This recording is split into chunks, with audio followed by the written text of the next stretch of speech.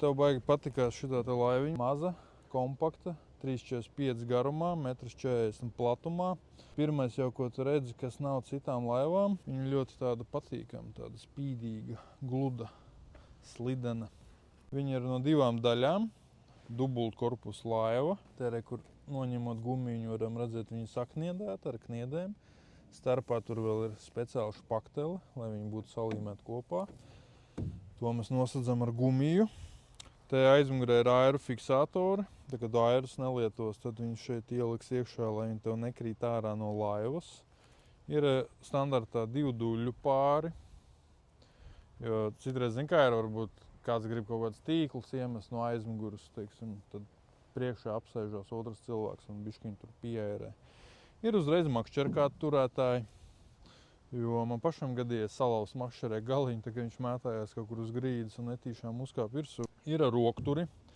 Šī laiva, pat cik ir motorlaiva, principā, viņai var likt motoru līdz 10 zirgiem. Ir arī daži ekstrēmisti, kas ir uzlikuši lielāku motoru, bet es to nerekomendēju. Ar vienu roku stūrē motoru un ar otru roku tu pieturies šeit. Ir uzreiz knekti, kur atsiet kaut kādu striķīti, sietiņu, kur tu dzīvās zivtiņas gribi paturēt. Priekšā pie cilpas piesien ēnkuru striķi.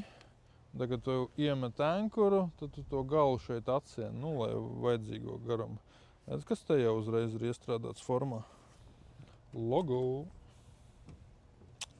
Te ir kastīte. Visa dubultā. Nav tur kaut kādas malas izzāģētās. Protams, tas nedaudz vietu nozog tā dubultā kaste. Bet, neko darīt. Aizmugurē arī ir kaste. Šajā kastē lien iekšā 12-litrīgā bāka, kas principā tur 10 zirgspēku motoram vai 5 zirgspēku motoram ir pilnībā pietiekami. Tas bākas šļūteni ieliek šeit, tunelī.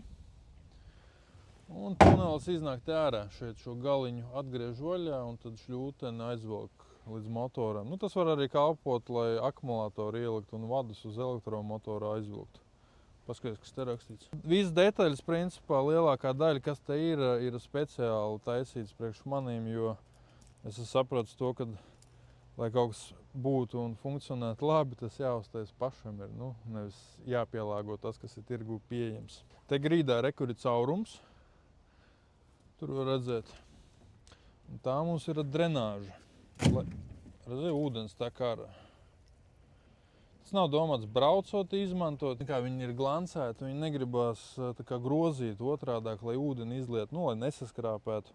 Un tad viņu mazgāt var šādi te un tas viss iztecēs ārā. Un tad caurumā ieliekas šis korķis.